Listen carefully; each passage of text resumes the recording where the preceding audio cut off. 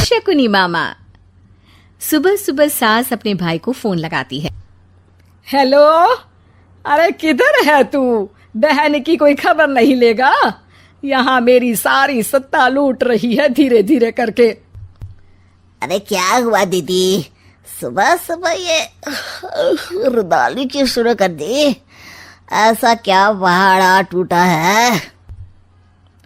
अरे तेरे धर्मराज ससुर ने तिजोरी की चाबी बहू को दे दी है। पैसों का हिसाब भी उसी के पास रहता है। सिर्फ तिजोरी की ही नहीं, बेटे की चाबी भी उसी के पास है। अब उसी की बात सुनता है। अरे जल्दी से आ जाना, वरना तेरी बहन कंगाल हो जाएगी भाई। अरे बहन श्री, रहो टेंशन फ्री। आ रहा हूँ मैं, तेरी बहू का पासा पलटने। अगले ही दिन मामा घर में आ टपकते हैं। अरे मामा जी, पाए लागू। बहू, पाँव छू के पैरों के नीचे की जमीन खींचना तो कोई तुमसे सीखे। हाँ, क्या मतलब मामा जी? अरे तुमने अपनी सास के पाँव छुए और पूरे घर की सत्ता हड़प ली। साले हैं? साहब, साले साहब कब आए आप? आ तो 40 साल पहले गया था। तुम्हारा दिमाग कुछ ज्यादा ही चलता है और जुबान भी। खैर, तुम्हारी बहन पे गए हो ना इसीलिए। जीजाजी, आप काफी मजाकिया हो गए। वैसे बहू ने घर की सत्ता हड़पी नहीं है, उसको दी गई है। वो गुणी है, समझदार है और उत्साही भी है। एक किताब भी लिख दीजिए ना अपनी बहू की तारीफ में जीजाजी। तभी सास वहां आ जाती है। अरे भाई, मेरे भाई आ गया तू। आजा आजा आजा, तेरे लिए पकवान बनाए हैं मैंने। हाँ हाँ साले साहब, खाइए। आपके घर में तो मिलते नहीं होंगे पकवान। क्या मतलब? मतलब आपके घर में आपकी बहन थोड़ी ना रहती है, उनके हाथ के पकवान थोड़ी ना मिलते होंगे, यही कह रहे थे ना ससुर जी? हाँ बहू, यही कह रहा था मैं। सास अपने भाई को अंदर ले जाती है और कहती है, ये हलवा खा के कुछ जलवा दिखा दे भाई। लूडो। अरे हाँ हाँ, लूडो भी खेल लेना। पहले बहू के हाथ से सत्ता लेने की कोई तरकीब ढूंढो। लूडो खेलेंगे, जो जीतेगा सत्ता उसकी। अरे पर मुझे तो खेलना ही नहीं आता। तू बस चाल चलना, पासे तो मैं फेंकूंगा और मेरे हाथ से फेंका गया पासा मेरी मर्जी के खिलाफ नहीं आता। अरे लेकिन तेरे जीजाजी रहेंगे तो ये काम कैसे होगा? हर रविवार जीजाजी शाम को अपने दोस्तों के साथ बैठने जाते हैं।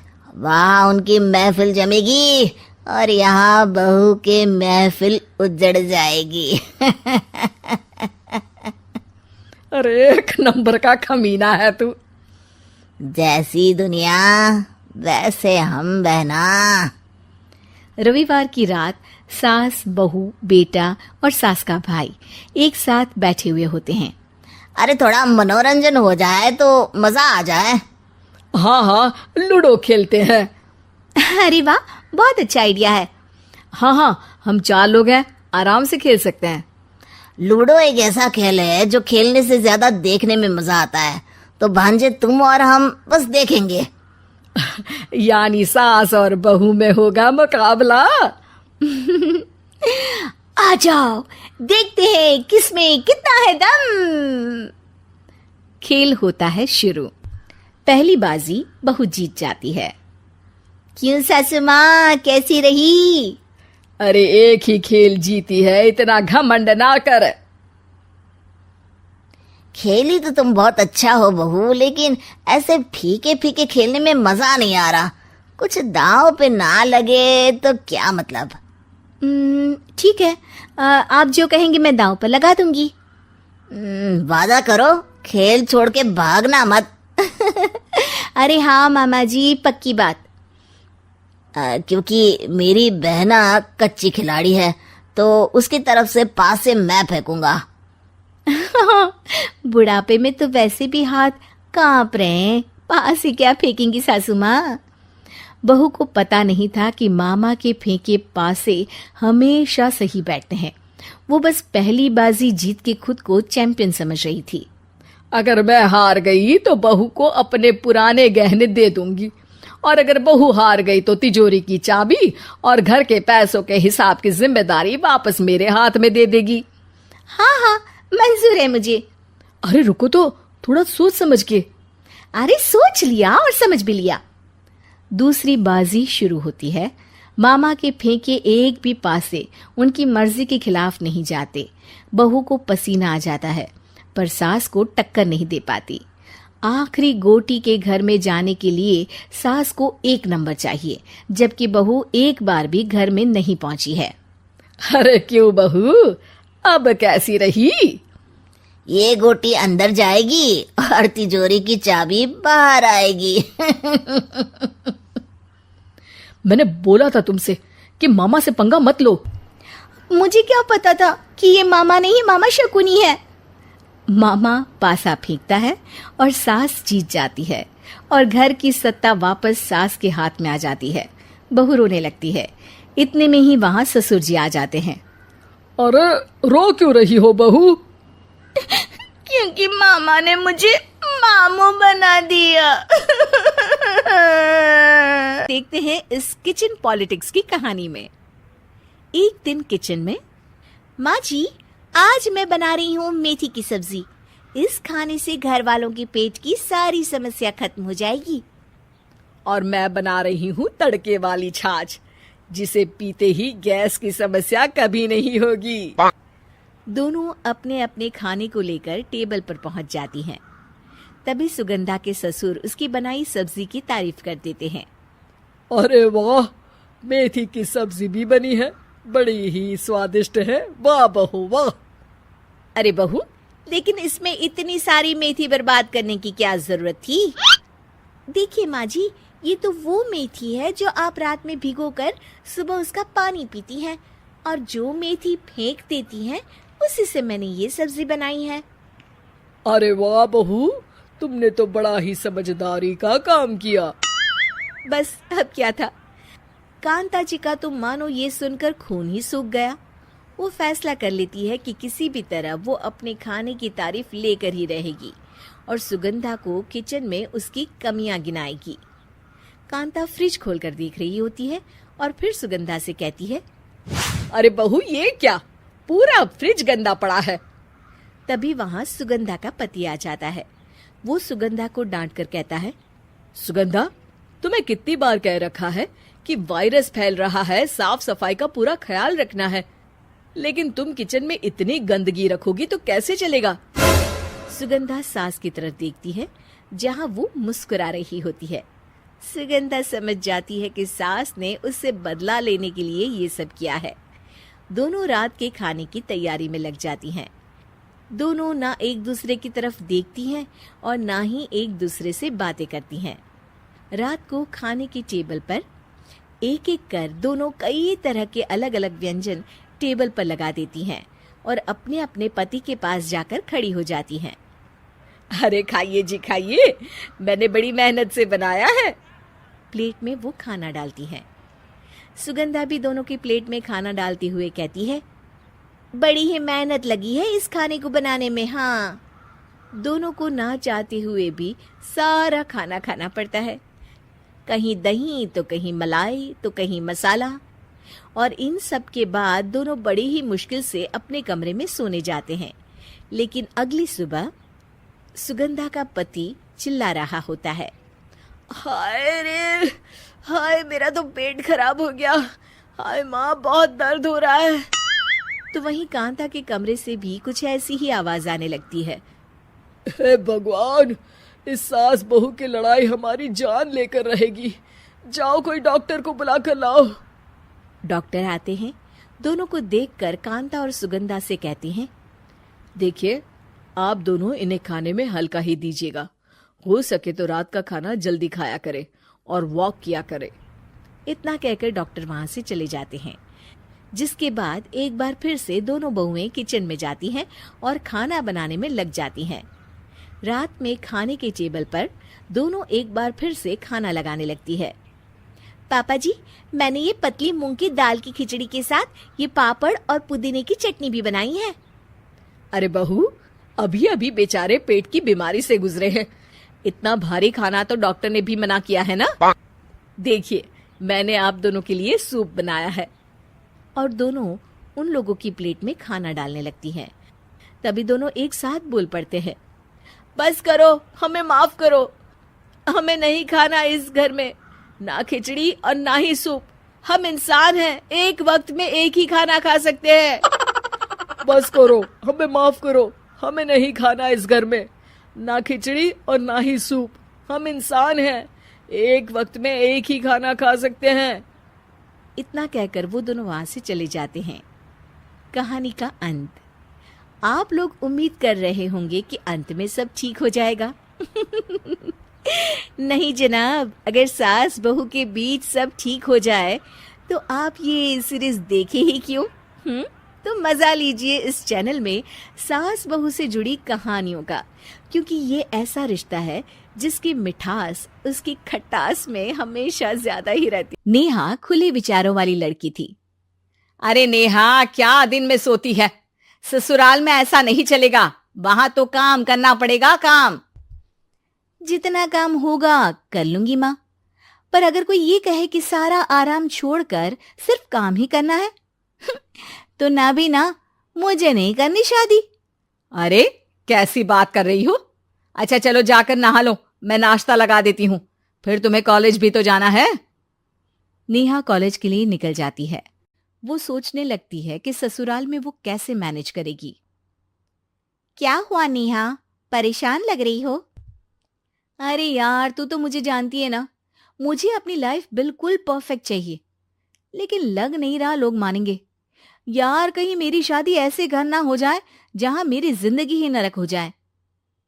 अरे मैंने ना कल एक इंग्लिश फिल्म देखी थी, उसमें भी कुछ ऐसी ही समस्या थी हीरोइन की। अच्छा, तो फिर क्या किया उसने? उसने तो अपने होने वाले पति से साफ साफ कह दिया कि वो पहले उसके घर कुछ दिन तक बिना शादी के रह कर देखेगी, और अगर ठीक लगा तो ठीक, वरना तेरे मेरे रास्ते अलग। अरे हाँ यार, ये तो बिल्कुल सही आइडिया दे रही है तू मुझे। चल मैं तो चली, थैंक्स यार, तूने मेरी प्रॉब्लम सॉल्व कर दी। ये बोलकर नेहा खुशी खुशी वहां से निकल जाती है, लेकिन पीछे से उसकी सहेली कहती है, अरे नेहा, नहीं नहीं, कुछ नहीं सुनना मुझे। ये बोलकर वो वहां से चली जाती है। हे भगवान, पूरी बात सुने बिना ही चली गई। अरे वो तो विदेशी फिल्म थी, वहां सब चलता है, लेकिन ये तो भारत है, सभ्यता और संस्कारों वाला देश, जहां शादी से पहले लड़की को ससुराल में नहीं रखा जाता। खैर, नेहा मस्त होकर घर आती है। नेहा, कल तुझे लड़के वाले देखने आने वाले हैं, और हाँ, इस बार कोई बहाना नहीं चलेगा। हाँ हाँ, आने दो आने दो, मैं तैयार हूं शादी के लिए। अगले दिन लड़के वाले आते हैं, जहां लड़का कहता है, मुझे अकेले में लड़की से कुछ पूछना है। हाँ हाँ, क्यों नहीं बेटा, जाओ नेहा, घर तो दिखा दो इन्हें। नेहा भी खुश हो जाती है कि उसे मौका मिल गया है लड़के से अपनी शर्त रखने का। देखो, मुझे ना शादी से बहुत डर लगता है, पता नहीं कैसी लड़की आए, तालमेल बना पाए कि नहीं मेरे परिवार से। मैंने कई घरों में रोज का क्लेश होते देखा है। तुमने तो मेरे दिल की बात कर दी। मैं भी यही सोच रही थी कि भाई सास तो अच्छी होनी चाहिए, पति सपोर्ट करे ना करे, रहना तो पूरे दिन सास के साथ है। लेकिन मेरे पास ना इसके लिए एक बहुत अच्छा आइडिया है। अच्छा, कैसा आइडिया? क्यों ना शादी के पहले मैं कुछ दिनों तक तुम्हारे घर आकर रह लूं, तुम लोग मुझे समझ लेना, मैं तुम लोगों को समझ लूंगी। ठीक लगा तो शादी, वरना टाटा बाय बाय। क्यों? लड़के को नेहा की बात में दम लगता है। वो घर के सभी लोगों के सामने नेहा की बात रखता है। अरे पागल हो गई है क्या? ये कैसी शर्त है? अरे शादी से पहले मैं क्यों तुझे किसी और के घर भेजूंगी रहने? अरे लड़की के ख्याल तो 20 साल आगे के हैं, इतनी भी खुले विचारों वाली लड़की नहीं चाहिए हमें। अरे माँ, क्या बुरा और गलत बोल रही है ये? रहना तो हम दोनों का है ना, कल को कोई परेशानी आई तो तुम सब तो ये बोलकर निकल जाओगे कि जिंदगी तुम लोगों को ही निभानी है। तुम लोगों को जो करना है करो। तब क्या करूंगा बताओ? सबके समझाने पर वो लोग मान जाते हैं। वाह, मैं 2-3 दिनों में पैकिंग कर लूंगी, तो आकर मुझे ले जाना। और नेहा पहुंच जाती है विशाल के घर। आओ आओ, ये रहा तुम्हारा कमरा। इस घर में तुम एज अ गेस्ट रहो, लेकिन माँ तुम्हें बहू की तरह ही ट्रीट करेंगी और तुम भी उन्हें सास की तरह ही रखना। बस फिर क्या था, शुरू हो जाता है लिव इन सास बहू का ड्रामा। अरे चाय तो बना दे बहू। जी सासू माँ, अभी लाई। नेहा चाय लेकर आती है कि बस चाय लेकर आई हो, इसके साथ पकोड़े भी ले आती। लेकिन आपने तो बताया ही नहीं कि आपको चाय के साथ पकोड़े भी चाहिए। हाँ हाँ, अब तो पता चल गया ना। रात को खाना खाने के बाद नेहा किचन में खटर पटर कर रही होती है।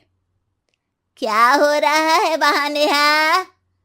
माँ जी, मैं ना रात को अदरक वाली चाय पीकर सोती हूँ, ये मेरी आदत है।